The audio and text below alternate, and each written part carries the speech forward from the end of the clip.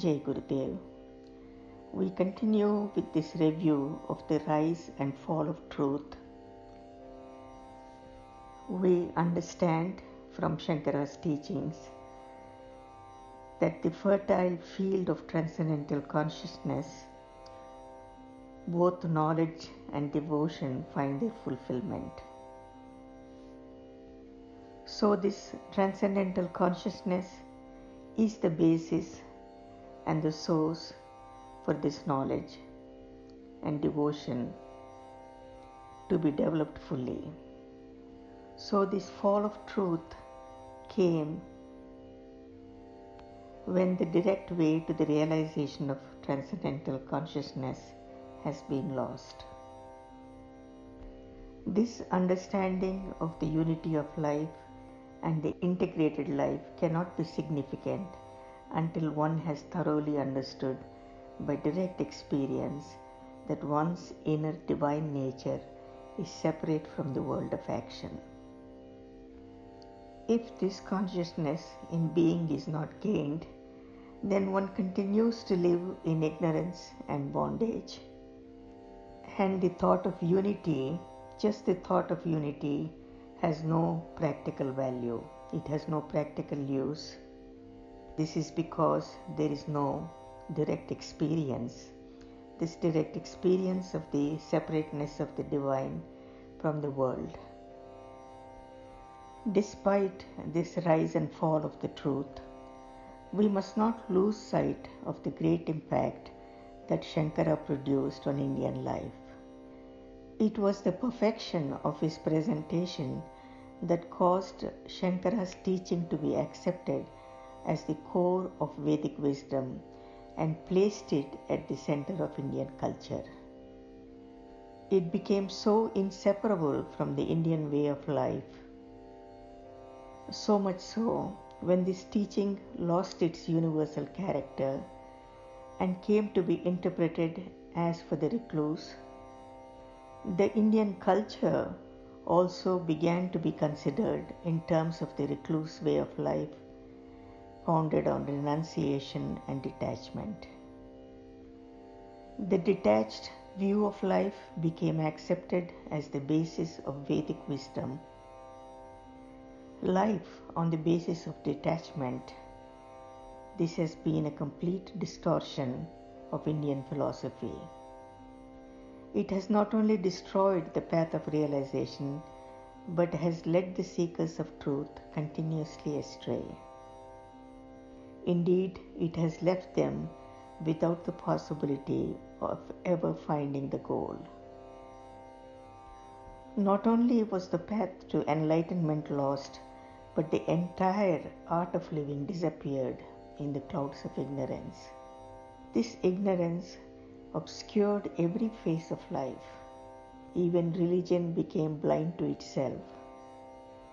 Instead of directly helping people to gain God consciousness and act rightly on that basis, religious preachers began to teach that right action is in itself a way to purification and thereby to God consciousness. Now let us see what happened after Shankara. In the absence of the moon, the stars take over and provide as much light as they can. This is what Maharishiji has said. When Shankara's high ideal of transcendental devotion disappeared from sight, Ramanuja, Madhava, and other teachers upheld the path of devotion. They upheld this path of devotion without its proper basis in being. Many people followed them, and there arose many devotional sects, all on the level of emotion, and everyone founded on the comfortable basis of hope that someday our prayer will be heard, someday He will come to us and call us to Him. Indeed, a comfort to the heart, but far away from the reality of actual contact between the devotee and his God. The truth of the matter is, Awareness in the state of being alone makes the whole field of devotion real. To add to this confusion, all these sects hold that transcendental devotion is the last stage of the devotee's achievement. But Shankara's principle of devotion is founded on transcendental consciousness from the very beginning. The first step for Shankara is the last step for these devotional sects, a step which, according to their understanding, is far above the reach of the ordinary man. The idea that devotion must start from transcendental consciousness, having been lost by the guardians of Shankara's wisdom, entrance into the field of devotion was closed. Seekers of God remained seeking in thin air, and lovers of God remained weeping for Him without finding Him. Devotion remained merely on the level of thinking and of assuming an attitude of feeling or mood making. So, this knowledge also met with the same fate once the direct way to the realization of transcendental consciousness had been lost. Without being, confusion of cause and effect invaded every field of understanding. It captured even the most practical field of the philosophy of yoga. Karma yoga, which is the attainment of union by way of action, began to be understood as based on karma, the action, whereas its basis is yoga, the union in transcendental consciousness. The yoga philosophy of Patanjali was itself misinterpreted, and the order of stages on its eightfold path were reversed.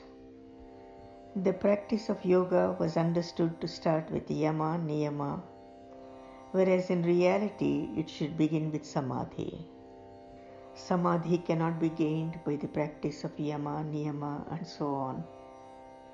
Proficiency in the virtues can only be gained by repeated experiences of samadhi.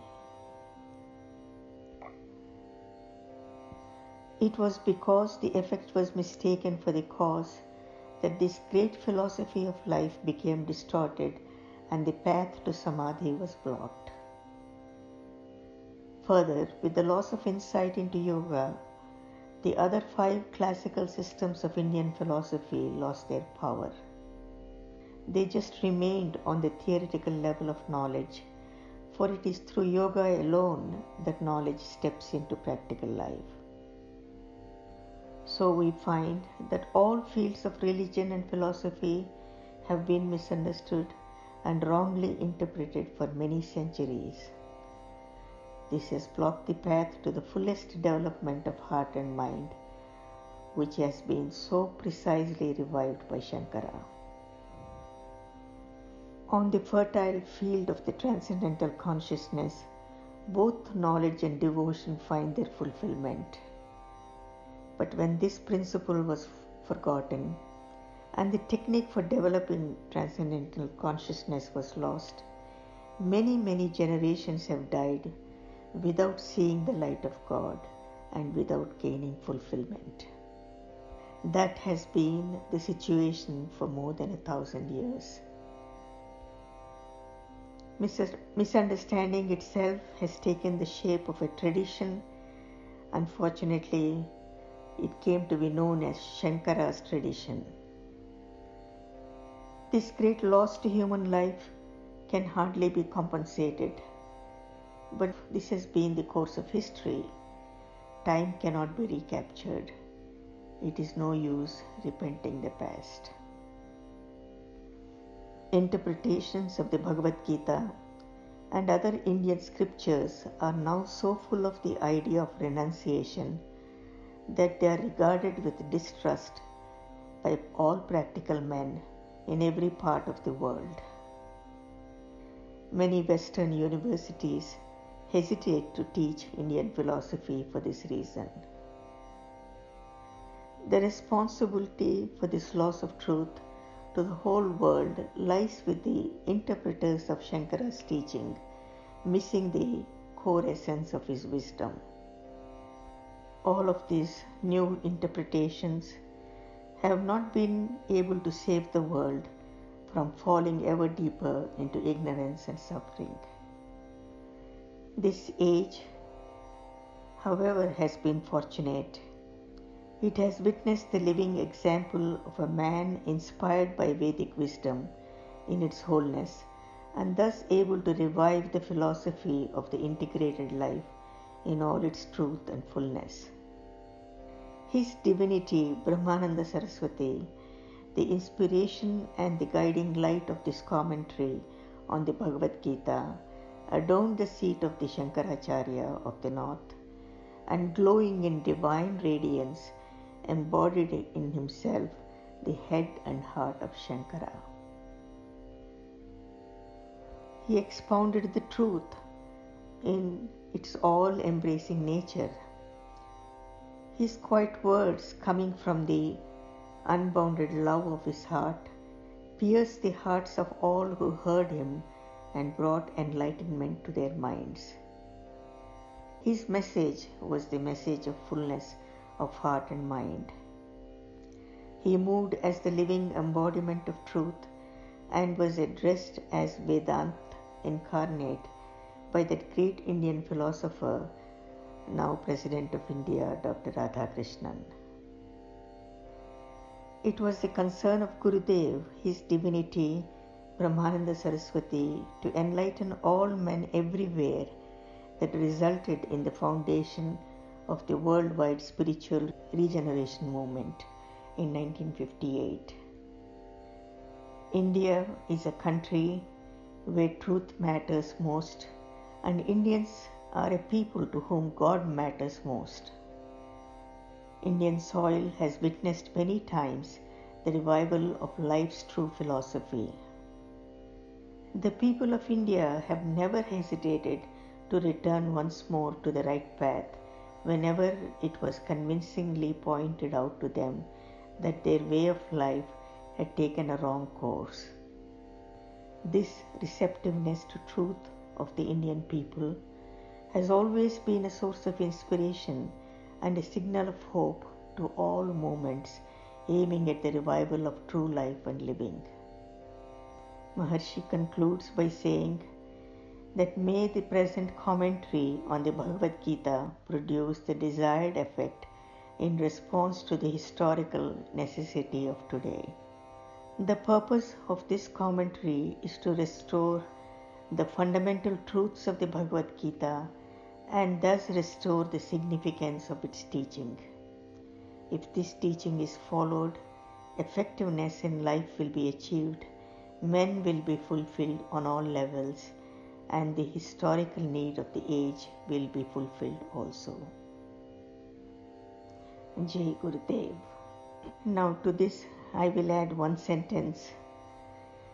I really hope that this Bhagavad Gita will reach out to all the students, the young students who are now beginning to recite Bhagavad Gita in all the villages and in many schools in India and across the world, and they can gain this knowledge.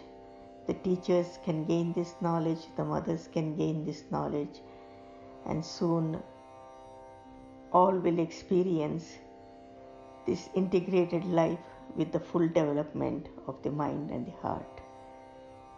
Jai Gurudev, Loka Samasta Sukhino Bhavantu.